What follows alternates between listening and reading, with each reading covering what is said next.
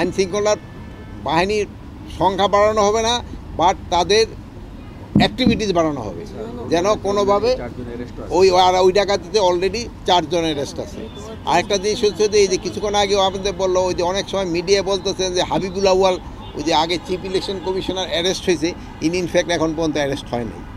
Arrest হয়েছে যে নুরুল হুদা সাহেব, আর এটা হলো গতকালকে উনি ইসে থেকে অ্যারেস্ট হয়েছে, কী জানি বলে এই উত্তরা থেকে। বাট ওনার যেভাবে করা হয়েছে যে মব জাস্টিস, এটা হলো কোনো অবস্থায় গ্রহণযোগ্য না, এটা কোনো ব্যবস্থায় গ্রহণযোগ্য না। আর এটার সাথে ওনার যে ওই বিভিন্ন ওনার সাথে যে একটা খারাপ দেখছেন ঠিক পাঠায় দিছে, এটা কোনো অবস্থায় গ্রহণযোগ্য না।